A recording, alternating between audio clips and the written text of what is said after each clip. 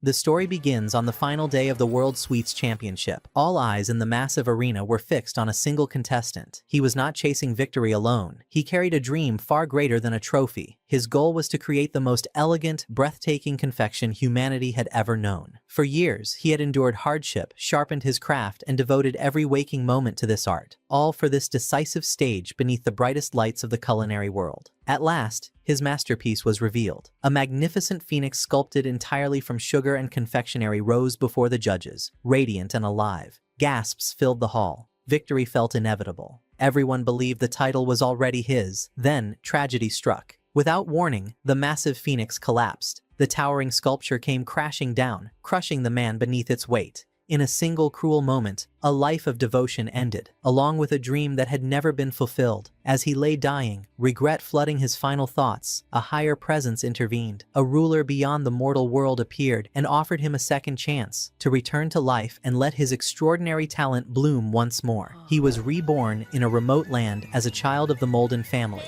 given the name Pastry Molden. Long ago, this region had been nothing but barren sand, incapable of supporting life. That changed under the relentless efforts of Pastry's father, Viscount Casserole, who spent over 20 years transforming wasteland into fertile soil. Thanks to him, the Molden territory now consisted of 3 thriving villages, each home to around 40 people. When Pastry turned 9, his father began training him in swordsmanship and combat, pushing him harshly to mold him into a future warrior capable of protecting their land. But Pastry's heart was never with the blade. His passion belonged to sweets, the same passion he carried from his previous life, yet a cruel obstacle stood in his way. The Molden region could not grow sugar. Without sugar, every dream of confectionery faded into nothingness. While Pastry struggled with this dilemma, a loyal servant named Sheets arrived with a report. There was good news. The bean harvest that year was abundant, thanks to Pastry's practical suggestions that had boosted productivity. Even as famine loomed across the kingdom. But the relief did not last. Sheets delivered grim news next. Fierce battles had erupted nearby against a band of outlaws. Though many were defeated, 50 of them had survived, and were now marching straight toward Molden.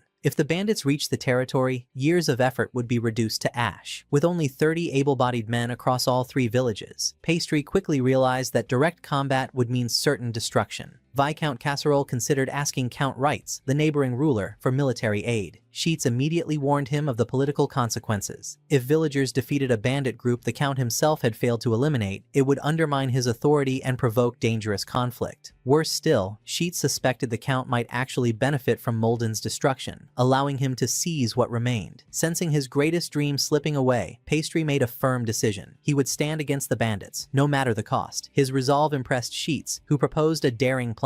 Pastry would become their hidden trump card by undergoing the rite of consecration, an ancient ceremony capable of awakening magical power beyond human limits. That night, Casserole explained everything to his wife Agnes, Pastry's mother. He told her how dangerous the situation had become, and how their son was the key to survival. Agnes objected at first, unable to accept exposing such a young child to such danger, but Casserole reassured her that Pastry's abilities far surpassed those of ordinary children. In the end, Agnes agreed. She dressed Pastry in the finest clothes she could find, even if they looked more suitable for a girl. This moment, she believed, demanded distinction above all else. Pastry's older sister, Josephine, eagerly joined in, treating him like a living doll as they decorated him together. On the day of departure, Pastry felt exhausted from the excessive adornments. Agnes knelt beside him, offering gentle words of courage. Nearby, his friends Mark and Lumi came to see him off. Mark joked that he wanted clothes just as fancy, only for Lumi to laugh and tell him they would never suit him. Casserole entrusted Sheets with managing the territory in his absence, then activated teleportation magic, instantly transporting himself and Pastry to the royal capital, leaving Mark and Lumi staring in disbelief. Along the way, Agnes and Josephine continued teasing Pastry about his appearance, filling the journey with warmth and laughter. The moment Pastry arrived in the capital, his senses were overwhelmed, not by the buildings, but by the smells. Food, spices, and especially sweets filled the air. He instantly realized how severely his homeland lacked essential ingredients. Noticing his son's fascination, Casserole promised to buy him something special after the ceremony. Pastry struggled to choose, but his gaze finally settled on apples. Inspiration struck. He proposed planting apple trees back home, Casserole understood his son's intent. This was not simple curiosity. It was the ambition to strengthen their land. Pride filled his heart. Yet deep inside, Pastry's true dream remained unchanged. A kingdom of sweets, a land overflowing with sugar and chocolate. Their destination was the church, where a renowned priest awaited them, someone Casserole had met during Josephine's own ceremony years earlier. The priest was visibly shocked upon learning that a child as young as Pastry would undergo consecration. Meanwhile, Josephine and Sheets discussed the rite and the powers it bestowed. Josephine recalled her own experience with a bittersweet smile. Her magical aptitude had been judged weak, forcing her to forfeit parts of the ceremony. Now, she held only one wish, that her little brother would awaken power far greater than her own. Elsewhere, Pastry was kept bound and blindfolded. He was given nothing but small sips of bitter water at long intervals. The priest whispered to him that magic was not something borrowed from the outside. It was a force buried deep within the human soul, and only suffering could unlock it. As a day and a half passed in this state, Viscount Casserole grew increasingly uneasy. The length of the ritual worried him, but the priest reassured him that prolonged hardship was proof of extraordinary magical potential. Even so, a father's anxiety never faded. In the darkness, Pastry's mind burned with excitement rather than fear. He imagined apple-based sweets he would one day create. Golden pies, caramelized apples, endless variations without limit. Then, without warning, a brilliant golden light enveloped him and sank into his body. When Pastry opened his eyes, he heard his father's voice announcing the ritual's success and their progression to its final stage. The priest began chanting sacred verses, formally affirming the boy's exceptional magical level. As the words echoed, Pastry experienced vivid visions, memories of his former life as a master confectioner, clarity about his reborn existence, and a full understanding of the unique magic now flowing through him. When the consecration ended, both Casserole and the priests stood in stunned reverence. The priest finally declared that Pastry's power far surpassed that of any ordinary human. Casserole paid the priest with silver coins and prepared to leave. The priest had expected such payment from a lord who ruled through warfare, yet greed whispered that the sum was not enough to guarantee his silence. On their way back, they stopped at the market. Pastry carefully examined two apples, one heavy and full, the other bright and flawless. His obsession with perfect ingredients made the choice difficult, but he finally decided. Impressed, the merchant added extra apples as a gift. Pastry tasted apples for the first time since his rebirth. The flavor overwhelmed him, and he shared the moment quietly with his father. He even suggested keeping this luxury a secret from others. As he ate, his thoughts raced ahead, step by step, building his future kingdom of sweets. At the same time, the priest stared at his coins with resentment, muttering threats of exposing Casserole's visit. Elsewhere, bandits ravaged a nearby village, burning and looting as if cruelty were routine. 3 weeks passed. The villages worked relentlessly, constructing defenses in preparation for the attack. News arrived that the bandits were moving far faster than expected. The battle would begin 2 months earlier than planned. Casserole ordered an emergency meeting, summoning village leaders along with his trusted followers, Quentro and Les Sages. The decision was clear. Evacuate the smaller villages and concentrate everyone in the largest one. This strengthened their defenses and lured the enemy into a carefully prepared trap. Supported by food reserves lasting 7 days, Pastry oversaw every preparation. He understood that low numbers would become a fatal weakness if the battle dragged on. At his side were his chosen aides, Arcar and Luminato, sons of Casserole's retainers and future pillars of the territory. Pastry instructed everyone to gather stones for a specific purpose, keeping his true intent to himself. At sunset, the bandits appeared on the horizon.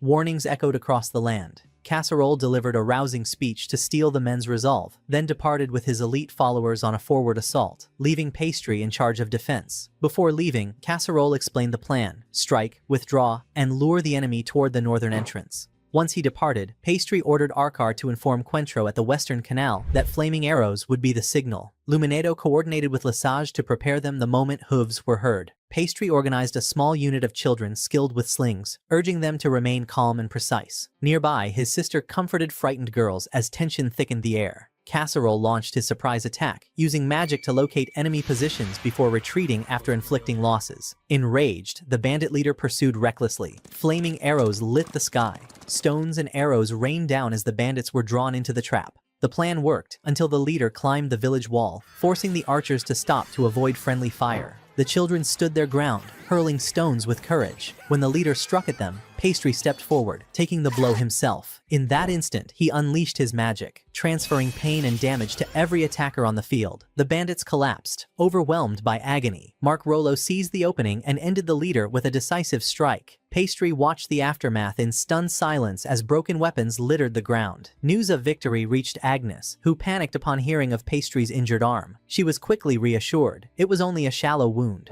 As prisoners were escorted to a temporary holding area, Thalia questioned their fate, suggesting they be sent to Race Province to restore order in Regis. Casserole, however, demanded fair compensation for the damage done. The conflict ended with a celebration honoring the brave. Arkar and Luminato were rewarded with swords and sacks of barley for their loyalty beside Pastry. Arkar returned home proudly, greeted by his mother's tears of joy. Pastry made one thing clear to everyone. These companions were the foundation of Molden's future. After the battle, everyone gathered at Luminato's home. Her grandfather welcomed them with proud smiles, deeply impressed by the confidence she had shown, far beyond her years. The villagers celebrated together, tables filled with food and drink. Even the children joined in, sipping milk so they could feel part of the moment. The adults praised the youngsters endlessly, amazed that such a simple trap had overturned the battle's outcome. Pastry, however, was elsewhere in his thoughts. In his mind, he was already designing his first true recipe, apple pie, the foundation of his dream. Lost in imagination, he barely noticed as Arkar and Luminato quietly slipped away. Luminato admired her new sword with pride.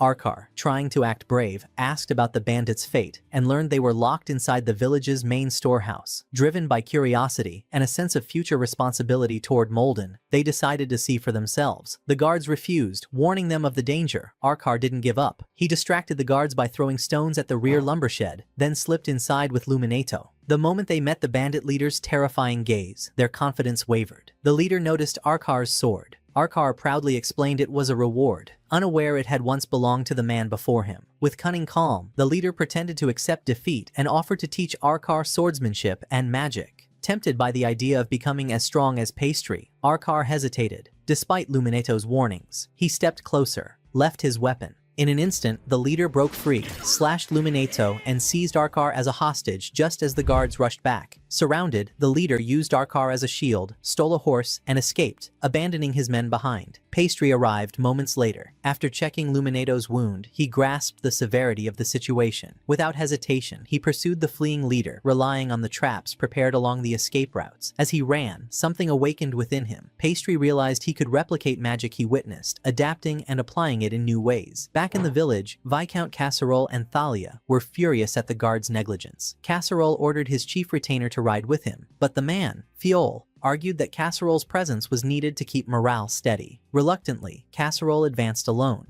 The leader's horse triggered a hidden trap, allowing Pastry to catch up. A fierce duel followed. The leader was stunned by the boy's skill, but Pastry was gradually overwhelmed by sheer physical strength. Arkar cried out, begging Pastry to run. Pastry refused. Their bond mattered more than survival. The leader struck with full force, shattering Pastry's sword and leaving him defenseless. Elsewhere, a retainer named Phi searched desperately using detection magic. Finding only the broken sword, he panicked and assumed the worst. He returned it to Casserole, dread hanging over everyone. Then the door opened. Pastry was there, unharmed, sleeping peacefully in Agnes's arms. He had returned secretly with Arkar, and she had refused to let him out of her sight. Under his father's pressure, Pastry revealed the truth. At the critical moment, he had copied Casserole's teleportation magic and escaped the fatal blow. Casserole immediately understood the danger of such a gift. He ordered absolute secrecy and warned Pastry never to use unfamiliar magic recklessly, lest powerful forces turn him into a weapon of war. The next day, Pastry joined Arkar in the kitchen. Burdened by guilt over Luminato's injury, Arkar could barely speak. Pastry reassured him and brought him along to visit her, carrying a freshly baked apple pie. The aroma alone lifted everyone's spirits. As they ate, Pastry quietly taught Arkar a lesson about resolve and responsibility. Suddenly, Jolosag, Luminato's father, stormed in, pretending to be furious. Then, with a grin, he jokingly suggested Arkar make amends by marrying his daughter in the future. Arkar froze. Luminato didn't object. A month later, a new crisis emerged. Casserole confronted Pastry with a blunt report.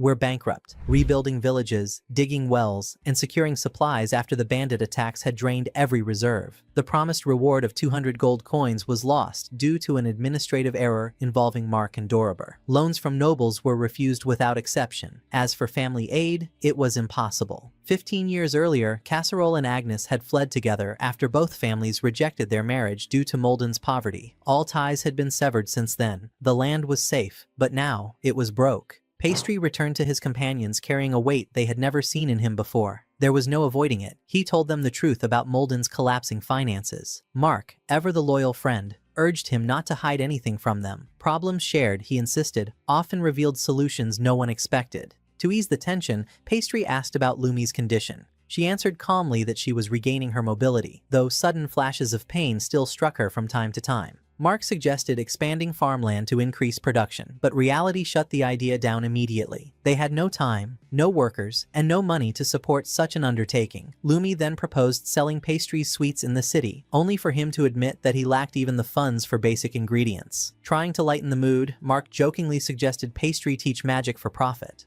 Lumi laughed and warned him that careless thinking like that would get him burned. Literally. Hass stepped in with a smile, noting that their constant bickering was simply proof of deep friendship. Then Lumi grew serious. She said magic itself might be the real key, and asked Pastry to show them what he could do. Pastry remembered his past life when hours of discussion with fellow experts had led to new creations. He agreed. He asked Mark and Lumi to draw anything they wanted in the dirt. Mark sketched himself as a heroic mage slaying a dragon. Lumi drew a playful magical image of Bonka. With a precise motion, Pastry copied the drawings and reproduced them flawlessly on their hands. Lumi stared in disbelief. Pastry explained that such images could permanently bind to solid surfaces like wood or walls, but on human skin, they faded after 3 days. Lumi wondered aloud if he could do the reverse. Copy real faces or buildings and turn them into precise images. Pastry froze for a moment. Then it hit him. Marriage portraits. Pastry suddenly shouted that Lumi had found the golden solution, leaving her flustered and red-faced. He rushed to find Viscount Casserole, who was already discussing their financial crisis with Fiole and Agnes, hesitating over the idea of seeking help from in-laws. Pastry burst in with his plan. "Father," he said, "haven't you already considered arranging a marriage for Josephine? She's 13 now."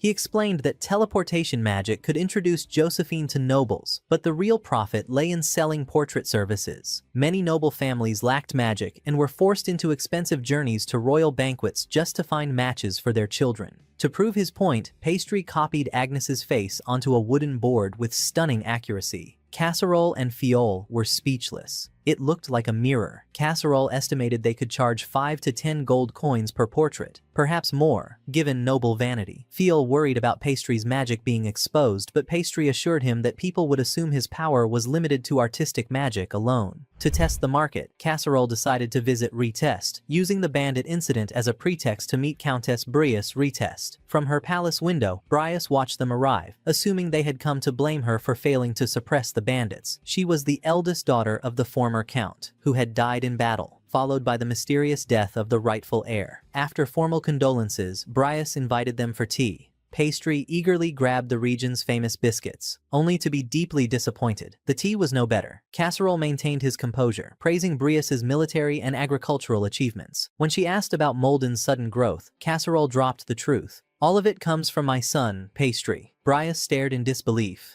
A 9-year-old? Pastry seized the moment. With calculated calm, he claimed that Molden had been attacked by hundreds of bandits, a deliberate exaggeration to raise pressure. Brias struggled to hide her shock as Pastry continued, revealing that captured bandits had confessed to originating from Retest village. He casually suggested handing over a few prisoners for questioning, a veiled threat that official investigations could reach her lands. Brias tried to defend her territory's reputation, boasting of past victories and claiming some fugitives may have fled there. Pastry countered calmly with Fiole's detailed report, exposing the brutal raid on Retest village before the bandits moved on to Molden. Then he delivered the final blow. "If you weren't involved, who truly fought the bandits? And how do you explain what happened?" Driven by pride, Brias refused to concede easily. She questioned every claim and demanded clear proof from Pastry. At the peak of the negotiations, Casserole stepped in decisively. He drew a sword bearing the crest of Retest, presenting undeniable evidence that the bandits were indeed tied to Retest village. The color drained from Brias's face. She immediately realized her earlier claim, that the bandits had been eradicated, was false. Haas calmly explained that retest's failure to contain the problem had caused direct damage to Casserole's lands. Though escalation was never their goal, ignoring such losses was impossible. Pastry stood firm on compensation. Brias offered 100 gold coins. Rejected. She raised it to 130, still not enough.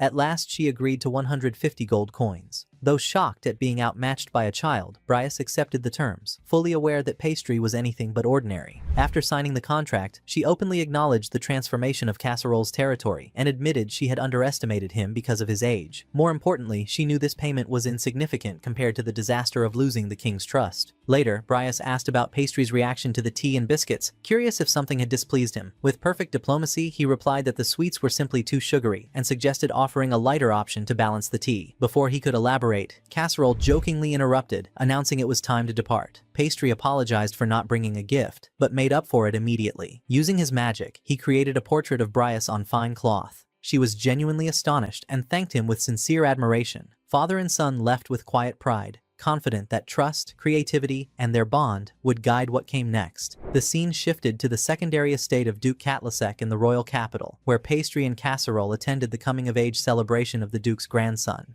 The Duke teased his grandson relentlessly, calling him a child despite the ceremony. Casserole ignored the mockery and expressed his honor at receiving the invitation, words that pleased the Duke deeply, especially coming from a war hero. The Duke formally introduced the guest of honor, announcing that the young man had graduated top of his class from the Internal Officers Academy. Squall, flustered, admitted his admiration for Casserole. Casserole encouraged him to relax, reminding him that his rank was higher. The Duke revealed that Squall had long admired Casserole and had eagerly awaited this meeting. As more young nobles gathered around Casserole, attention eventually shifted to Pastry. He introduced himself with refined confidence, leaving a strong impression. The Duke mentioned hearing that Pastry had reached the age of maturity and asked whether he had received magical blessing. Upon confirmation, the Duke was visibly pleased, convinced that House Marshal was favored by the divine. Asked to demonstrate his magic, Pastry borrowed a piece of cloth and flawlessly copied the image of Petra onto it. Gasps followed. The Duke accepted the portrait with admiration, and it was revealed that Squall harbored feelings for Petra, the portrait serving as a gift from Pastry and the Margrave. Petra herself was absent. Pastry explained that she was the third daughter of Lord Hoberk, whom he and his father had met previously. Casserole added that Margaret suffered constant border disputes, making Petra's travel sensitive. That was why Hoberk had requested introductions. Squall was clearly captivated by Petra. Casserole and Pastry exchanged a knowing glance. The first offer was landing perfectly. Pastry followed with a second move, mentioning Petra's upcoming coming-of-age celebration and expressing hope that Squall would attend. Before anyone could object, Squall agreed without hesitation. The Duke watched carefully. He understood that Casserole and Pastry were acting as emotional intermediaries, and that underestimating the boy would be a grave mistake. He hesitated, citing the difficulty of travel, but Pastry calmly mentioned Casserole's teleportation magic. Sensing the Duke's unease, Pastry revealed the deeper truth in confidence. Hoberk sought this marriage to end border conflicts by relying on the Duke's military strength. The Duke relaxed, thanked Pastry, and promised to consider the matter seriously. He confirmed his attendance at the celebration and reaffirmed his trust in Casserole. The party continued. Squall approached Pastry, asking to address each other by first names and solidify their friendship. He asked about Petra's interests. Pastry replied that she loved sweets and mentioned gifting her homemade biscuits, which had delighted her. When the topic returned to the portrait, Squall admitted he wanted something with more emotion. Pastry noticed the genuine passion in his eyes. After the celebration, father and son returned home, where reconstruction continued. Casserole chose to personally cover food and firewood expenses until completion, despite knowing it might affect his authority. He valued his people's comfort more. Fi remarked that such lords were rare. 2 letters soon arrived, one from the Duke, another from Hoberk. After reading them, Casserole announced that great fortune lay ahead. They would receive 20,000 silver coins for successfully arranging Petra and Squall's match. The engagement would remain secret until Petra came of age, with an advance payment of 30 gold coins to fund her personal protection. Everyone understood the sensitivity and the risk of opposition. Secrecy was essential. Pastry warned that the church might interfere. Casserole agreed calmly. Official neutrality meant nothing when the offering was sufficient. At the same time, their neutral position granted them access to information others could never obtain, making the plan far more complex than it initially appeared. Casserole could protect Petra himself using teleportation magic, but the real challenge was not moving her alone, The problem lay in transporting guards and attendants safely to the capital, and securing proper protection the moment they arrived. Teleporting Petra by herself would be reckless. Moreover, the head steward insisted that the engagement remain secret, conducted quietly and without leaks. Fai warned that hiring guards from the capital was risky. Suspicious elements could slip in unnoticed. Still, Casserole was determined to succeed. Gaining the trust of two major powers within the kingdom was worth the risk. Pastry agreed. This move aligned perfectly with his own ambition, the future land of sweets. That was when Pastry proposed a clever solution. They would use a ritual chamber known as True Consecration, a sealed room with thick walls and no windows. During the coming-of-age ceremony in the capital, Petra would remain hidden inside. The ritual would be presented as unusually long, while Petra stayed safely concealed until the engagement was officially announced. The plan was approved immediately. Flight suggested reusing the 30 gold coins if mercenaries were unnecessary, but Pastry produced a receipt from a traveling merchant. Apples and sugar among the purchases, intended for confectionery. Casserole scolded him for spending on personal interests and temporarily cut off his allowance. The day of Petra's transfer arrived. Casserole and Pastry welcomed Hoberg, explaining that Pastry's role was merely to keep Petra company during the journey, though in truth, he was monitoring the plan from behind the scenes. After greetings, Hoberg credited the success of the arrangement to Casserole's wisdom and magic. They boarded the carriage, where Petra was already seated. She greeted them warmly and thanked them for escorting her. Casserole praised her calm demeanor, while Pastry expressed happiness that she had enjoyed the biscuits he once gave her. Petra shyly admitted she had not stopped thinking about their taste. Pastry began explaining how sweets were made, but her mother urged them to depart. After settling in, Pastry greeted Licorice, Petra's younger sister. She responded coldly. Petra gently encouraged her to be kinder, reminding her of the risks everyone was taking. Licorice apologized, and Pastry took no offense. They reviewed the plan. First, enter a church within Margaret under the pretense of performing true consecration. From there, Casserole would teleport them to the capital's church, where Petra would remain hidden until the engagement announcement. A guard unit awaited them. Hoberg warned of hostile movements, but Casserole assured him his men were prepared. As the carriage moved through the streets, enemies watched from the shadows. Upon arriving at the first church, everyone disembarked with weapons drawn. An ambush erupted. The guards repelled the first attackers, but another assailant appeared suddenly. Pastry stepped forward. "I won't let anyone approach the ladies." Casserole joined the fight, and the attackers fled once they realized they were outmatched. Hoberg thanked both of them sincerely for protecting his daughters. Licorice was shaken. Pastry reassured her gently, saying they were safe as long as they stayed together. He took her hand while guiding her up the stairs. She grew flustered. Despite being younger than her, Pastry carried himself with surprising maturity. Licorice realized something unsettling. Pastry was the only one who never compared her to Petra. She had always lived in her sister's shadow, convinced Petra had been chosen simply because she was more beautiful. Her confidence had faded over time. She remembered how cold she had been to Pastry before, and yet he still helped her without hesitation. At the top of the stairs, Petra asked if the consecration would be performed there. Pastry explained that Casserole would teleport them to the capital, where the ritual would continue. Relieved, Petra and Licorice followed him into the chamber. Everyone joined hands. Casserole activated his magic, and they were transported to a church in Bufalia. Elsewhere in the city, a strange man gathered mercenaries inside a ruined house.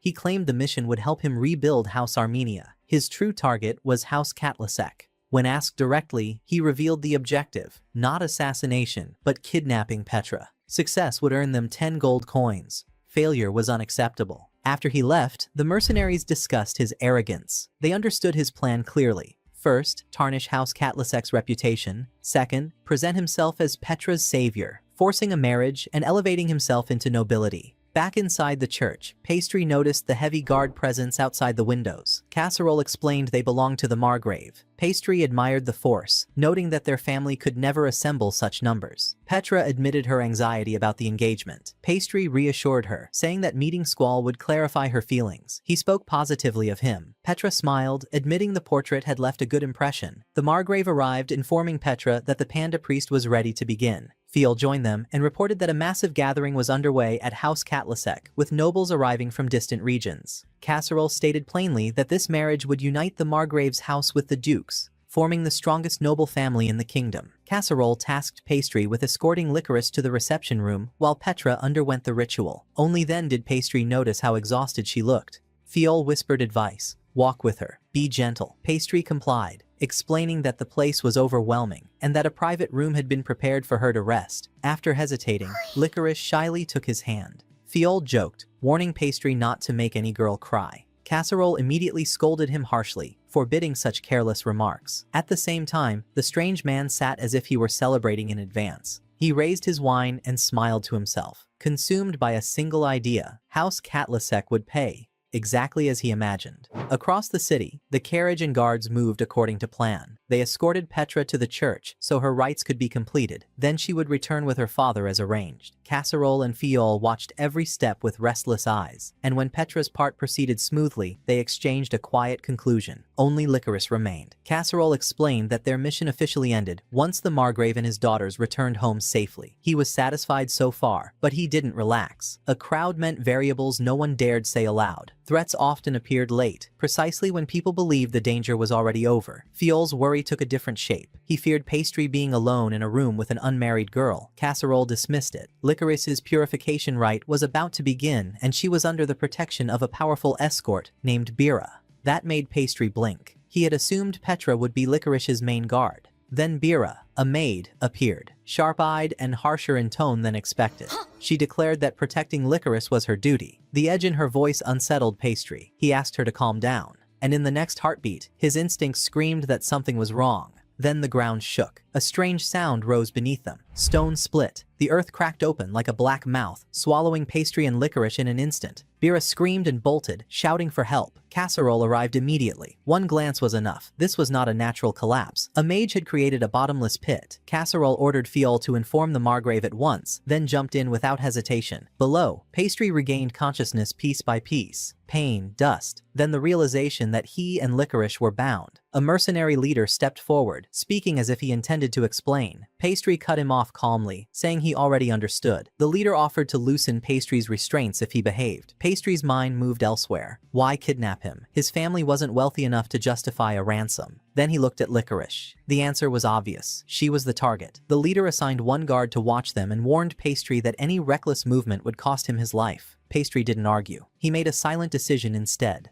Licorice would survive, no matter what it took. When Licorice woke, Pastry asked if she understood what happened. He explained everything he knew so far, and kept his voice steady until her breathing calmed. She chose to trust him, because his tone was the only thing in that darkness that didn't shake. Their guard sneered at Pastry's composure, calling it empty show. Pastry watched him carefully. He had already identified the real danger, not brute force alone, but the mage among them. Pastry questioned the guard with calculated innocence. The reply was cold. They only needed Licorice. Pastry could be killed without hesitation. Pastry didn't flinch, but he still lacked one crucial detail, their location. So he changed tactics, pretending to break down. When that failed, he pivoted again and claimed he was the eldest son of a noble whose father could pay 200 gold coins, maybe more if a noble was involved. Greed flickered in the guard's eyes, and that was enough. While the guard's mind wandered, Pastry studied his surroundings. Details suggested this land had once belonged to a ducal house, one that had fallen 10 years ago. Pastry remembered the list of potential threats from the escort planning. One name rose clearly: Duke Armenia. He didn't waste a second. He copied the information onto a strip of cloth using his magic, then used Casserole's teleportation magic to send the strip upward. Above, Casserole returned to the church searching for any additional clues. Fiol arrived with difficult news. The Margrave had decided to focus on Petra's engagement ceremony, making it extremely hard to mobilize his men right now. Casserole understood the political weight. Still, he insisted there was a path, if they could confirm the kidnapper's identity. Bira, still trembling from shock, screamed at Casserole, accusing him of coldness, as if he didn't care that Pastry and Licorice had been taken. Casserole replied evenly that he trusted Pastry. If the boy was with Licorice, he would not let the situation collapse easily. The words calmed her. Just a little. Then light flashed. A strip of cloth materialized before them. Casserole read it, and the truth snapped into place. Pastry and Licorice were being held at Armenia Estate. Casserole immediately ordered Fiol to gather a force from the Duke's side while he recruited volunteers outside the church. Below, the situation detonated. The mercenary leader stormed in, furious. He had discovered the worst mistake possible. They had kidnapped Licorice by accident, when the original target was Petra. He lunged toward Licorice. Pastry moved instantly, teleporting to Licorice's side. Even so, the leader's fist caught him hard. A mercenary demanded an explanation, and the leader spat it out. The job was ruined. They had taken the wrong girl, and above them, the engagement announcement was already happening. Pastry understood what came next. They couldn't profit anymore, so they would erase witnesses. The leader refocused on Licorice. Pastry stepped in front of her without hesitation, seized a ready sword, and became a wall between her and death. He struck down one attacker, then faced the leader, whose expression tightened at the speed of the shift. Licorice watched, stunned. For the first time since the pit opened, she felt something close to safety. Pastry told her quietly that he would never leave her. Then he demanded the leader surrender. The leader mocked him. Pastry's voice sharpened. Checkmate. The leader reassessed him with growing regret. He had underestimated a child, and now the estate was filling with chaos as Casserole's forces began to break in. A man named Ormer watched the expanding disorder with visible worry. Pastry held the leader in place long enough for help to arrive. When Casserole and Jolisag reached them, servants rushed to free Licorice. Father and son faced the criminal together. The leader attempted to open an escape route with magic. Casserole warned Pastry not to chase blindly. When the immediate danger ended, Casserole finally exhaled. Pastry and Licorice were safe. Servants from House Catlasek and House Hoberk arrived. Hoberk's attendant confirmed Licorice's condition and returned her to her father. As she was led away, Pastry lifted a hand and gave her a small wave. Then they moved to secure the remaining criminals. A young noble asked about the mastermind, and Casserole revealed it was Ormer, a man who had once been caught trying to flee secretly during a war 20 years earlier. House Armenia had lost its title under suspicion of collaborating with the enemy. Casserole used the story as a lesson for Pastry. A lord's actions are never personal. They can destroy a house or save it. A report came in. The dukes were waiting at the estate to hear what happened. Casserole and Pastry stepped back, leaving formal explanations to others. But one problem remained. The mercenary leader could still vanish. They pursued him before he disappeared completely. While servants searched and argued about where he might have fled, Pastry began to suspect the escape had worked until he examined the exit and noticed something. The remaining magic residue was faint. Too faint, meaning the leader hadn't gone far. With men surrounding Armenia estate, Pastry asked the only logical question. How could he escape unnoticed? They returned to the room.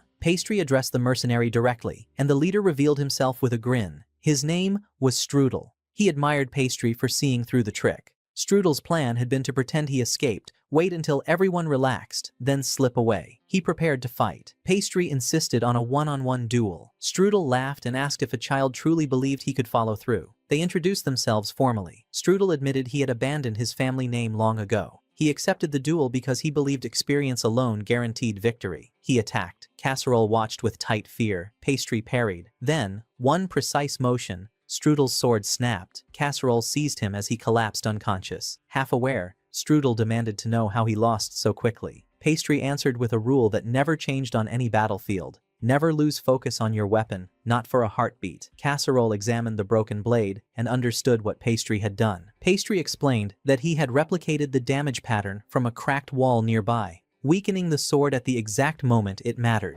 A month later, the official engagement ceremony between Squall and Petra was held inside the royal castle. The couple greeted nobles and dignitaries with bright smiles. Casserole and Pastry were stunned by the grandeur. Whether the announcement was public or private, the scale was overwhelming. The Duke approached, greeted them, and thanked them for resolving the crisis, then thanked Pastry directly for protecting Licorice and saving her life. Pastry responded modestly, saying he only did what duty demanded, and that anyone in his place would have done the same. The topic shifted to Squall's immaturity. Casserole and Pastry reassured the Duke that he would improve with time. Pastry attempted to mention suspicious details from Licorice's kidnapping, hinting at a third party who had fed false information about Petra. The Duke ordered him to stop immediately. Pastry played the innocent child. Casserole also warned him, quietly, but with pressure. Still, Pastry didn't retreat easily. With careful words, he convinced the Duke to support Molden's regional expansion plans, and clarified why he had misled the kidnappers before. He only meant to confuse them. He never expected Licorice to be taken instead of Petra.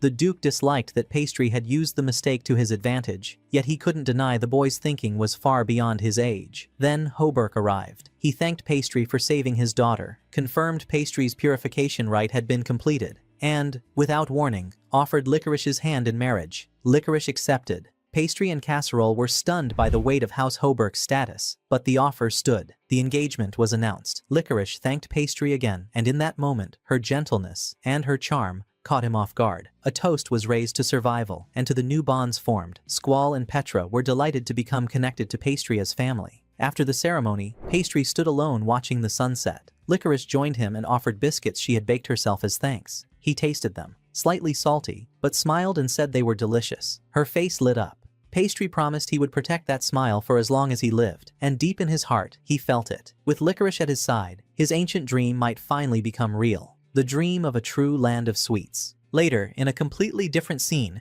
Casserole told Agnes to calm down and listen carefully. Agnes assumed he had bought something expensive again and insisted she wouldn't get angry. Casserole surprised her. He said this was about a new girl entering their lives. Agnes froze. Casserole hurried to explain it wasn't intentional. She demanded details. He described the girl as beautiful, from a respectable family, and that she had a twin. Agnes bristled. Casserole admitted he should have consulted her first, but added that Pastry had agreed too, believing the girl was suitable. Only then did Agnes realize the truth. This wasn't about Casserole, it was about their son. Pastry asked how she was feeling. Casserole answered that she needed time to process it, but the ending came unexpectedly. Agnes's shock softened into something else. Slowly, she began to feel happy, because the idea of another girl joining the family wasn't frightening anymore. It was a blessing. The scene shifted to Riddy territory. A man entered Countess Redis, carrying news that threatened to overturn several calculations at once. He informed her that the heir of House Mortial had been engaged to a daughter of Margrave Hoberk.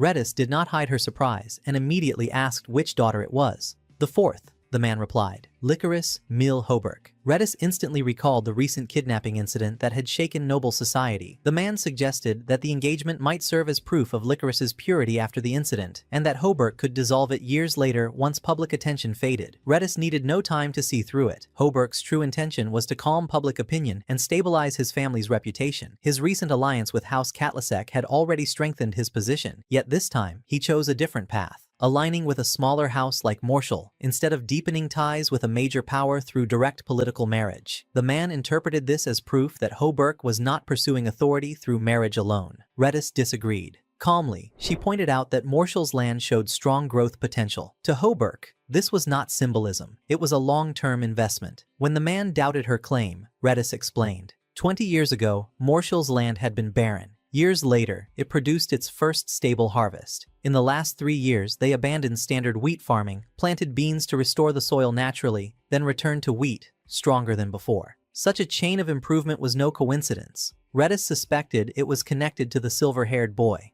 The man objected. He was only 9 years old. Redis reminded him that the same boy had led the bandit compensation negotiations and forced favorable terms step by step through sheer calculation. Her conclusion unsettled her. Hoberk had noticed Pastry's value before she did. The scene shifted to Pastry in a village called La Malade. Crates arrived, rumored to have been stolen from Mortial lands. Mark and Lumi could not hide their curiosity. Pastry explained that they were supplies he had requested from Duke Katlasek, securing the Duke's support throughout the engagement process and its aftermath. Lumi noticed young saplings inside the crates and asked about them. Pastry replied that they were black acacia trees. She joked that he must be planning a black acacia pie, which made Pastry laugh. He explained that the trees were for beekeeping. Honey was indispensable in confectionery. The trees grew quickly and were easy to cultivate. The real issue was water. When Mark asked about rainfall, Pastry proposed building a large reservoir to collect and store water year-round, freeing agriculture from dependence on seasonal rain. Elsewhere, Sheets calculated the year's profits from textiles, wheat, and emergency aid. The final total, 4 gold coins. Casserole visibly relaxed. Continuous effort was finally paying off. Sheets remembered the early uncertainty when they first arrived. Casserole reflected on 20 years of struggle and acknowledged a simple truth.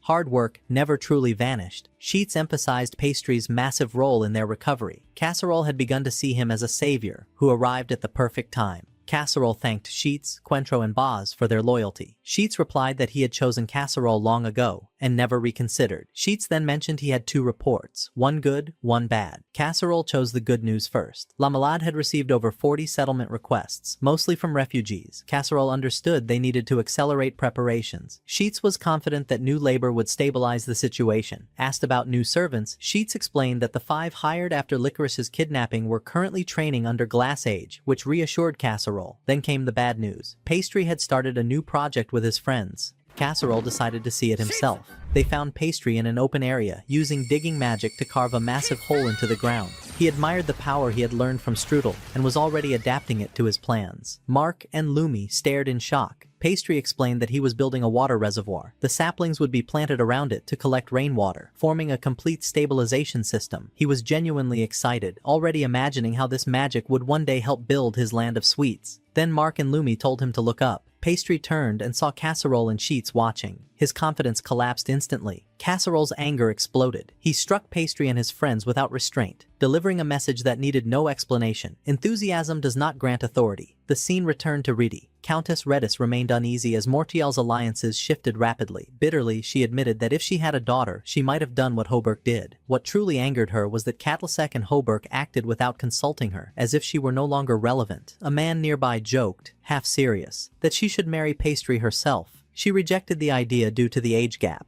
then paused. Could she find a way to guide Pastry instead? A thought formed, a plan. In the model villages, change became visible. Irrigation channels spread across the land. Farmers whispered in awe that Lord Pastry had created 3 water ponds in less than a month. Pastry arrived to inspect the work. Quentro confirmed everything was proceeding smoothly and that the saplings had been planted. Pastry began discussing future plans, especially once honey production began. Then Josie arrived with an urgent letter, teasing that it might be from his fiancée. It wasn't. It was an invitation from Countess Redis to a tea-tasting gathering. Pastry disliked it immediately. Why him? He sensed hidden intent. Elsewhere, Sheets guided a new worker named Nicolo through the area. Nicolo was shocked by the scale of activity. He had expected countryside peace. Sheets told him to blame Pastry. Pastry arrived and stated plainly that everything in Mortalin operated under his father's authority as lord. When Sheets asked who built the reservoir without permission, Pastry answered calmly, "I did, on my father's behalf, as the next lord." Sheets advised Nicolo to direct any complaints to Pastry. Pastry asked about Casserole. Sheets said he was in the royal capital. Pastry mentioned the tea invitation and his suspicions. Casserole later confirmed he had heard of the event through other channels, but Pastry's unease remained. Casserole suggested discussing it later. Before they could continue, an important guest arrived. Licorice appeared suddenly. She said she had been eager to see Pastry again, but clarified this was not a short visit. She would be staying. Pastry was stunned. A move like this carried reasons far deeper than stated. The narration briefly returned to the foundation of Pastry's journey. In a previous life, he met a tragic end during the climax of the World Confectioners Championship. A benevolent ruler witnessed his regret and sincerity, granting him rebirth as Pastry, son of a noble lord. Given a second chance, he chose a single path: to build a land of sweets that could bring joy to others. By the water, Mark and his friends played, skipping stones across the surface. Lumi arrived and announced that Pastry's fiancé had come to stay. Mark said his father already knew. Lumi added that people were whispering. She was slightly older, attractive, and had a strong influence on him. Meanwhile, Pastry brought Licorice into the kitchen and told her quietly that this was the workshop he had dreamed of all his life. At Margrave Hoberk's castle, Hoberk asked his attendant if sending Lady Licorice to live in Mortalin was truly wise. He admitted feeling an invisible pressure, as if someone were moving pieces behind him. The attendant asked if he meant Countess Redis. Hoberk did not deny it. He believed the Countess had intentions tied to his future ambitions. He also believed Licorice was intelligent enough to understand Mortalin's value. The tea invitation confirmed everything. When asked if Licorice had been sent to stand beside Pastry and block Redis's approach,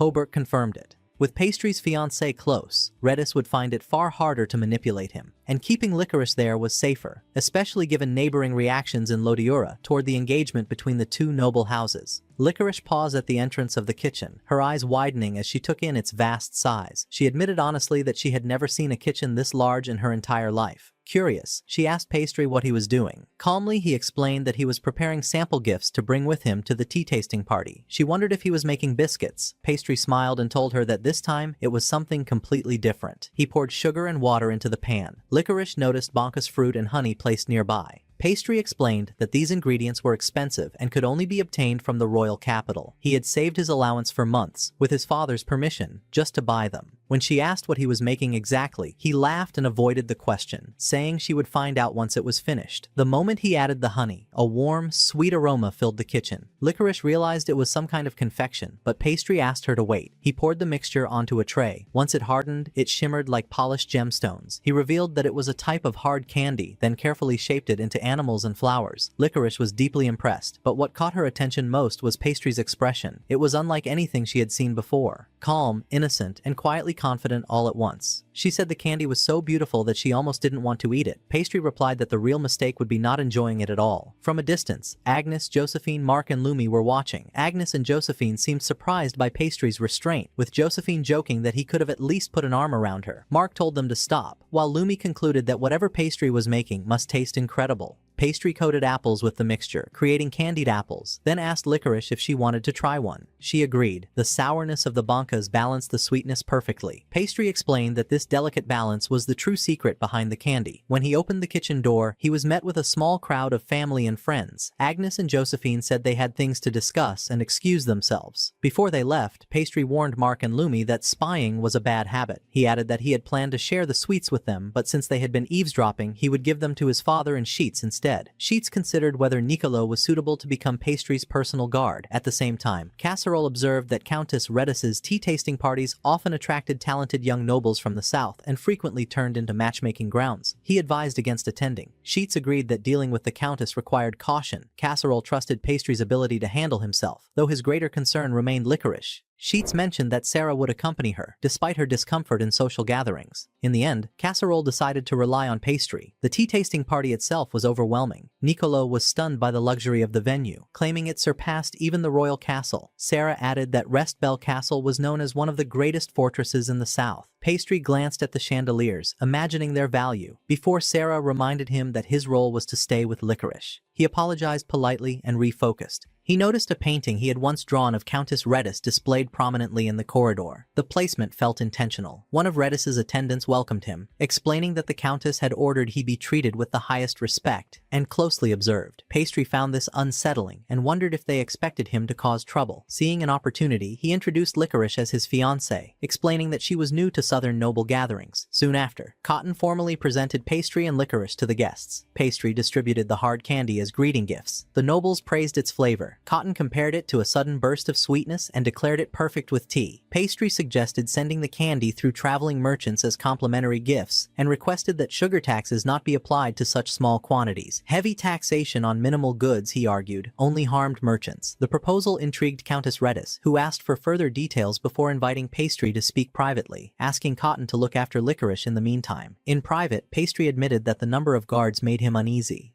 Redis explained that such security was unavoidable given her position. She added that if she truly considered him a threat, there would be far more guards, and that limited protection meant little against magic users anyway. Pastry offered her the candy. Redis found it refined and impressive, especially after learning it was crafted by hand using only water, sugar, and honey. Pastry shared his hope of producing these ingredients in Morshel's land someday. Redis was surprised by his plan to produce sugar and honey. Pastry outlined a 3-year vision. Though skeptical at first, she began to see real potential. When Pastry asked for her support through southern trade routes and ports, she agreed, clearly interested in securing a place in the future he was building. Elsewhere, Cotton told Licorice that Pastry had become the center of attention at the party and might attract admiration from many. The comment unsettled her. She imagined him surrounded by other women and quietly left the hall. Sarah and Nicolo followed, trying to comfort her. Licorice admitted she had come hoping to stay beside Pastry the entire time and now simply wanted to go home. Later, Pastry found her in the garden. He reassured her that Countess Redis only saw him as a 9-year-old child. Licorice replied that what troubled her was the whispers, the fear that he might drift away if others showed interest in him. She compared herself to Petra, who was sociable and confident, while she was quiet and reserved. Pastry told her he loved her exactly as she was, and that his feelings would only grow stronger. He asked her to trust him. Then he vanished using teleportation magic. Moments later, he returned holding a candied apple. He told her it was different, made just for her, because he had been thinking of her while making it. When she tasted it, warmth filled her chest, and tears welled in her eyes. She said it was wonderful. Pastry explained that the sweet was known by many names, such as the love apple, and that he had poured all his feelings into it. He promised to fill her life with happiness. As he leaned closer, about to kiss her, the moment was interrupted by Nicolo and Sarah. Nicolo laughed and admitted they had seen everything. Pastry laughed back and threatened to double Nicolo's workload. Nicolo begged for mercy, while Sarah quietly noticed that Licorice's spirit had returned, bright and alive. The road back to Mortellian Manor was still warm with afternoon light when Agnes rushed forward the moment she saw Pastry. She wrapped him in an embrace so tight it bordered on suffocation, as if she had been counting every second until his return. Casserole noticed immediately, praised his son for completing his first diplomatic mission successfully, then joked that Agnes should loosen her grip before she crushed him with joy. Licorice raised her voice to announce that she was back as well. Agnes smiled and mentioned that Pastry had spent the afternoon at home, deeply absorbed in something, before asking, half curious, whether it had anything to do with her. Licorice's interest sparked instantly. With playful intent, she pulled Pastry aside as if demanding a private explanation away from curious eyes. Nearby, Nicolo watched the exchange, and silently concluded that Agnes might be more overwhelming than Countess Redis herself.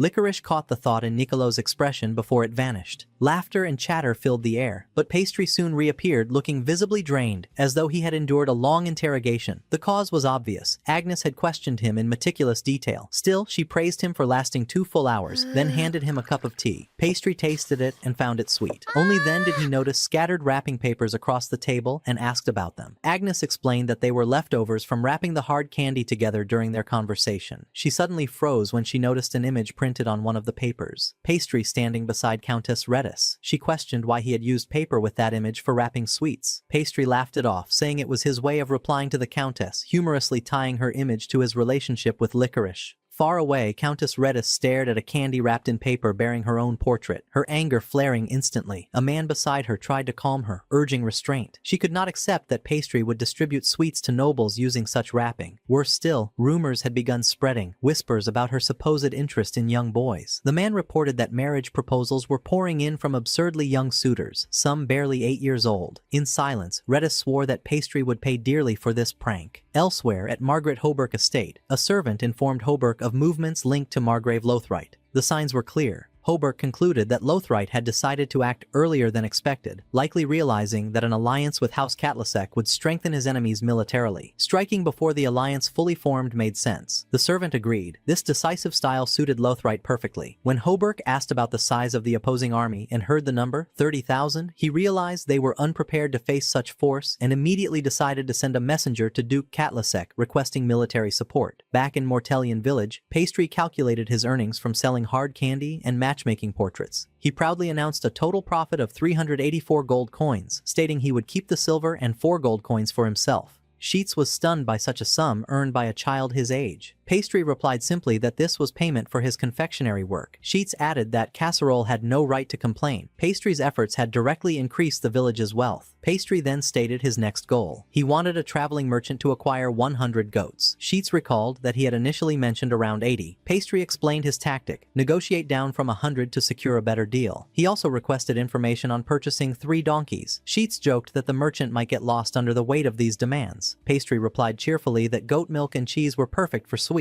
Sheets remembered their past failure raising goats. Pastry argued that goats were easy to keep since they ate almost anything. Sheets countered that the old problem was exactly that. They ate everything, and the barren land made control impossible. Pastry pointed out that the land was fertile now, and the timing was right. When Sheets asked about chickens, Pastry replied they would keep them for eggs, which the village needed. She expressed concern about labor shortages, but Pastry brushed it off, suggesting they rest for now. He then offered Sheets something to taste. She was surprised when he revealed it was extracted from sorghum. The sweetness shocked her. Pastry admitted it was his first attempt at making sugar, and that he planned to refine the process, turning Morshal into a land famous for sweetness. Sheets joked that he should avoid using magic again before Casserole punished him. Pastry assured her he had learned his lesson. Nearby, Pastry and his friends worked on a wooden project. Licorice approached and asked what they were making. Pastry explained it was a press, and promised to show her how it worked once finished. They placed sorghum into the barrel, but Mark complained he couldn't reach the handle, suspecting faulty measurements. Lumi quickly climbed onto Mark's back to reach it. Pastry warned them to be careful, but the weight proved too much. They fell together, snapping the press apart. Pastry rushed to check on them. They laughed, claiming it felt like flying. Pastry realized the design needed stronger materials and wondered if iron was necessary. Licorice cautiously suggested iron might work. Encouraged, she explained she had once seen a wine press at Hoberk Estate with dual handles operated by 2 people. Pastry loved the idea and thanked her sincerely. Lumi complained that Pastry caused her fall. He jokingly promoted her to official candy taster, instantly earning forgiveness. Pastry decided to consult Sheets about the press and asked everyone to clean up. Licorice noticed how genuinely happy he looked. Plans raced through Pastry's mind. Goat products, sugar, sweets. While searching for Sheets, he ran into Casserole, freshly returned from the capital. Pastry asked about Catlasek and Squall, but the next news was grim. Sheets announced that war had broken out. Casserole confirmed it. Conflict had erupted between Hoberk and Lotharo, broadening the danger. At Lotharo's war camp, a knight reported that no support from the Duke had appeared for Hoberk. The commander said it was expected. Hoberk likely requested Catlasek's aid after hearing the false rumor of a massive army, but nothing came of it. Once Hoberk realized Lotharo had only 10,000 troops, pride would force them to act alone. The commander declared his intent to erase Hoberk completely. When informed that Hoberk's daughter and her fiancé were present with the Margrave, he smiled darkly. Is that the Duke's grandson? Back in the kitchen, Pastry cleaned quietly when Licorice entered. She noticed his distant expression. He brushed it off,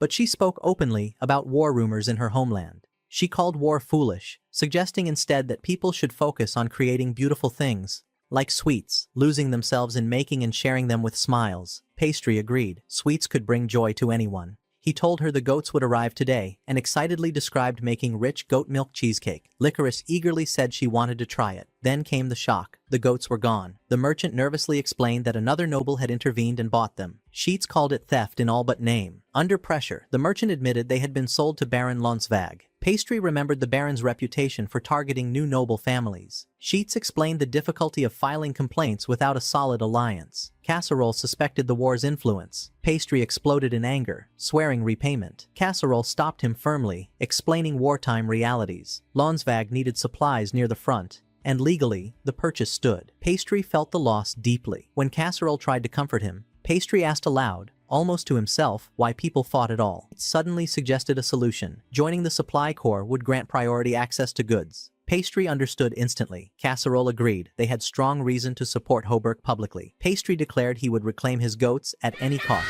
Soon after, Pastry, Casserole, Niccolo, and Glassa, along with 8 infantrymen from their village, joined the supply unit. Mark wanted to go, but Lumi stopped him, saying he'd be a burden. Quattro reminded them their duty was to protect the estate. Agnes worried about the sudden departure, but Sheets assured her Casserole was always prepared. Agnes comforted Licorice, telling her not to worry. Pastry's true motive burned quietly within him. This was for sweets and for a promise. Once the goats were back, he would make an enormous batch of sweets just for Licorice. Elsewhere, Squall gazed at Petra's portrait openly. She teased him for staring even though she stood before him. He replied sincerely that her beauty required preparation. Hoburg arrived, amused by Squall's composure. When a servant reported that Lotharot's 10,000 troops were advancing, Hoburg realized the 30,000 report was false. Confident, he assigned Squall to the front line. Petra protested, but Hoburg stood firm. Squall thanked him for his first campaign and reassured Petra not to worry. At the Lotharot war camp, reports arrived one after another. The vanguard had reached the border, the soldiers were growing tired, and Hoburg's forces were steadily increasing, slowly turning into pressure that could no longer be ignored. Yet Lotharot showed no concern for exhaustion or numbers. His gaze went far beyond the battlefield itself. With a calm, deliberate voice, he revealed his true objective. He did not seek a simple military victory. What he wanted was a political fracture, one deep enough to shatter alliances at their foundation. More precisely, he aimed to sever the bond between Hobrick and Kildick. His reasoning was cold and precise. Kildick's heir was currently staying under Hobrick's protection, and Hobrick, eager to honor the alliance, would almost certainly grant the young man his first taste of battle.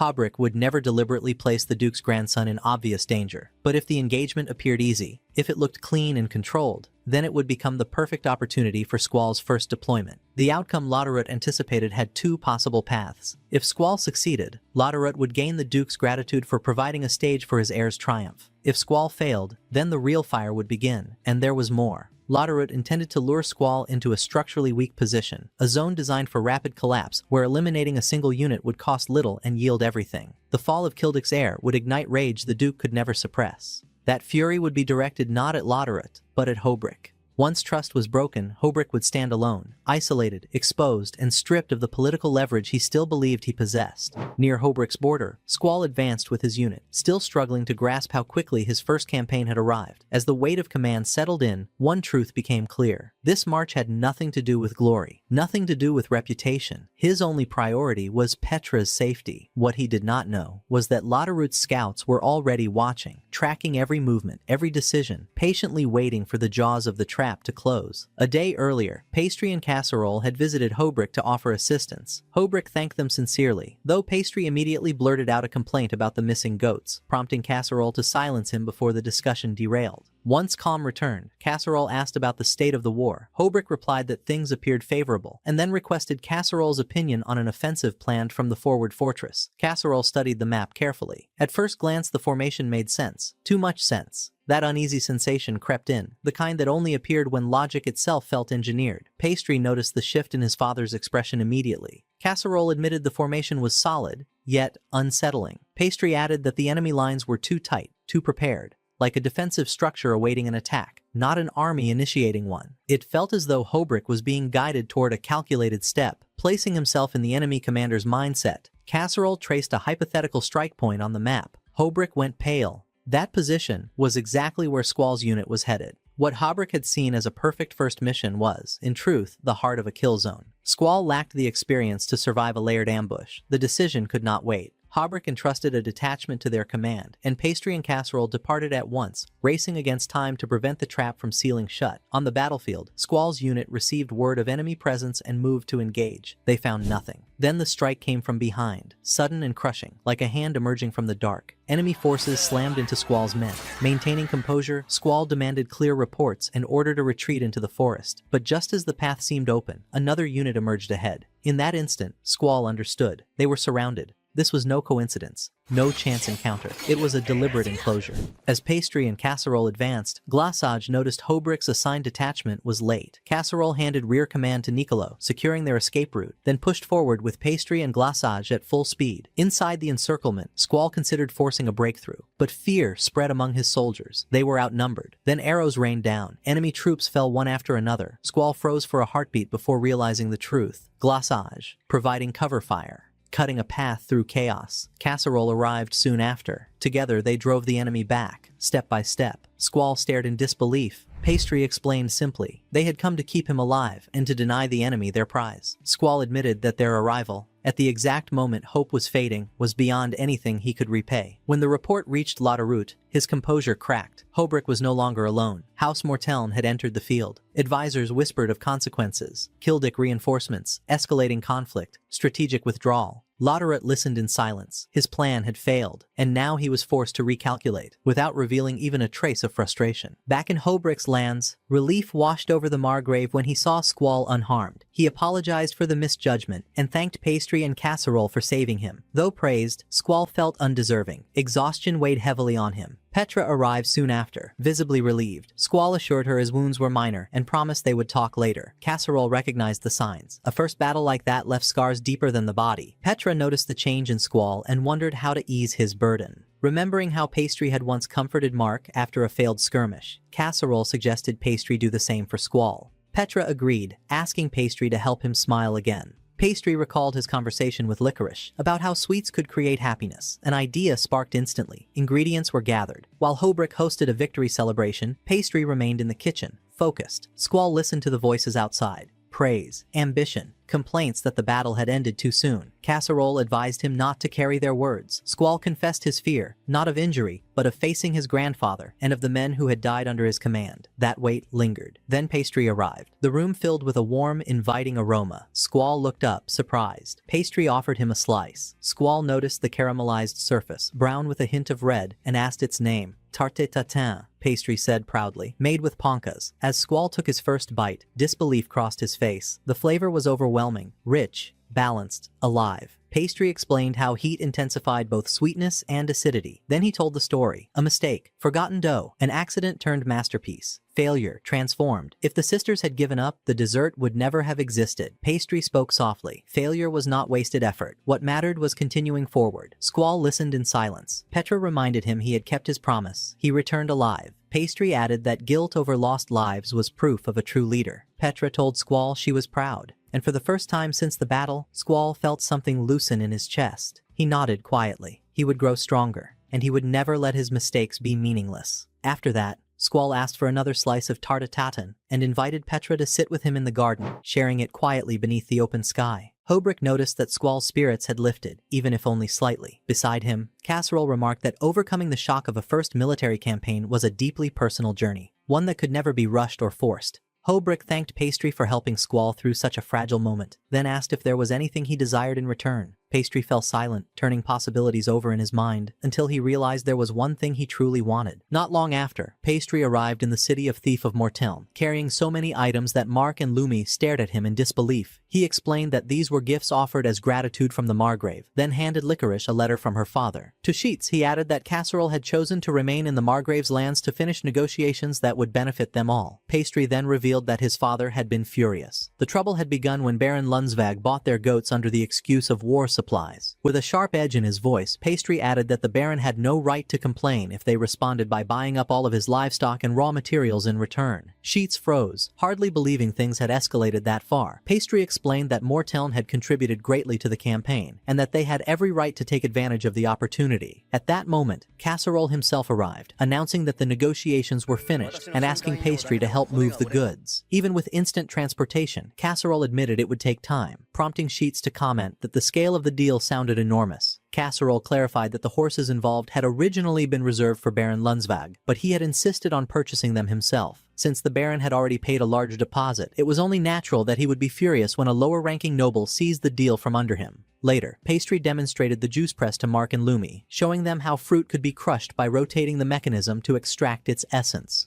Soon after, Agnes and Josephine called him over, informing him that he would be traveling with Casserole to the capital. At the same time, Licorice mentioned that her father had invited her and Petra to spend the summer in the royal capital. She hesitated, worrying about what she should wear and asking for their opinions. Agnes explained that this was exactly why everyone had gathered. The clothes they had were unsuitable for a noble lady. Josephine added that no tailor in their territory could produce a dress worthy of the occasion. They wanted Pastry to order a dress for Licorice from the capital. Pastry hesitated, saying this should be his father's responsibility. But Agnes revealed the truth. Licorice did not want any man other than Pastry, her fiancé, to know her measurements. The words left both of them flustered, yet Pastry eventually agreed. In the capital, Pastry delivered Licorice's measurements to a master tailor, showed him her portrait, and requested a custom dress that would suit her perfectly and reflect who she truly was. Back home, Pastry soon immersed himself in a new baking project. Licorice asked what he was making, and he told her it was something he had been waiting to create for a long time. The aroma alone was irresistible. When he revealed it was a cheesecake made from goat's milk, Licorice was amazed once again by how his sweets never failed to meet her expectations. Not long after, Pastry began preparing another dessert. Curiosity sparkled in Licorice's eyes as she asked what it was this time. He leaned closer and whispered the name into her ear. Her excitement doubled instantly, barely able to wait for a taste. Pastry only smiled gently, warning her not to raise her expectations too high. And so, the story comes to an end. If you enjoyed it, don't forget to subscribe to the channel, leave a comment, and I'll see you again in the next